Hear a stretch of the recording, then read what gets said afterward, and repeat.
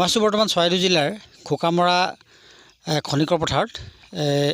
এইবছৰ কৃষকসকলৰ হাহাকাৰ, পানী ঠাহ নচৰা অৱস্থা। যিহেতু তিনিবাৰকৈ বানপানীয়ে সমূহ কৃষিভূমি নষ্ট কৰি যোৱাৰ পিছত এইবাৰ আকৌ পোকৰ আক্ৰমণ চলিছে পথাৰ গোটেই শস্যবিলাকৰ ওপৰত। তো আমি ইতিমধ্যে আমাক জাননী তেওঁলোকে অৱগত কৰিছে যে তেওঁলোকৰ সমগ্ৰ পথাৰত বিঘাই বিঘাই সৰুপোকে বিৰাট বেয়াকৈ আক্ৰমণ কৰিছে, যাৰ কাৰণে সমগ্ৰ কৃষিভূমি বিনষ্ট কৰি পেলাইছে।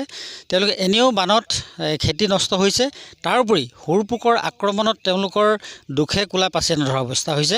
গতিকে মই আহিছোঁ ইয়াত এই সৰু পোকটো সমূহ দৰ্শকসকলক মই দেখাব বিচাৰিছোঁ। আমাৰ কেমেৰামেন সতীৰ্থক মই অনুৰোধ জনাইছোঁ এই পোকে কেনেকৈ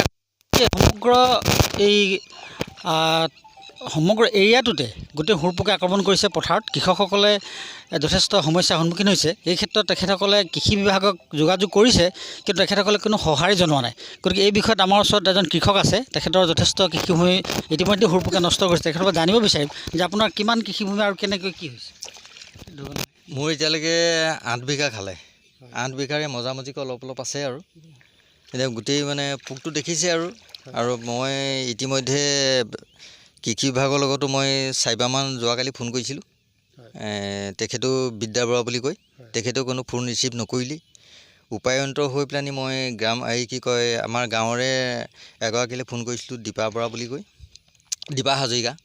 তেওঁ যোগাযোগ কৰিলে, আজি কিবা ঔষধ পাতি দিম বুলি ক'লে। কিন্তু এগ্ৰিকালচাৰ ফালৰ পৰা মই যিখিনি ঔষধ মই আগতে আনিছিলোঁ, সেই ঔষধখিনি ইয়াত মাৰি চালোঁ, মই একো পোক নমৰেই। ইতিমধ্যে সেইটোৱে নহয় আৰু অন্যান্য মই কিনি মেলিও আনিলোঁ। এতিয়ালৈকে প্ৰায় আপোনাৰ 22খনে কিমান টকাৰ মই ঔষধ আনিলোঁ। এতিয়ালৈকে কোনো মই সুফল পোৱা নাই। আপোনাৰ কৃষিভূমি কিমান নষ্ট কৰিছে? মোৰ এতিয়ালৈকে 8 বিঘা। অঁ, হয়, এখেতৰ প্ৰায় 8 বিঘা ইতিমধ্যে সৰুপোকে আক্ৰমণ কৰি খেতি বিনষ্ট কৰিছে। আৰু আমাৰ অঞ্চলত আৰু কৃষক আছে, আমাৰ মহিলাসকলো আছে। তেখেতসকলৰ পৰা জানিব বিচাৰিম যে তেখেতসকলৰ এই কৃষিভূমি সৰুপোকে কিমান আক্ৰমণ কৰিছে, কেনেকৈ আক্ৰমণ কৰিছে, আৰু তেওঁলোকে অৱশেষত কি ব্যৱস্থা গ্ৰহণ কৰিব, যাৰ কাৰণে এইবাৰ ভাত মুঠি মোকলোৱাৰ যি ব্যৱস্থা, এই ব্যৱস্থাটো তেওঁলোকৰ এইবছৰ হ'বনে নহয় তাক লৈ যথেষ্ট চিন্তিত কৃষক ৰাইজ। গতিকে মহিলাৰ পৰা জানিব বিচাৰিম তেখেতসকলৰ কৃষিভূমি কিমান নষ্ট কৰিছে, সৰুপোক কিমান আক্ৰমণ কৰিছে, আৰু বিভাগীয় কৰ্তৃপক্ষ আপোনালোকে অৱগত কৰিছে নেকি? আমি এনেকৈ যোগাযোগ কৰিছিলোঁ, এতিয়ালৈকে একো সহায় পোৱা নাই। আমি কৃষি 8-9 বিঘামান কৰিছিলোঁ, গোটেইখিনি এনেকুৱাই হৈছে।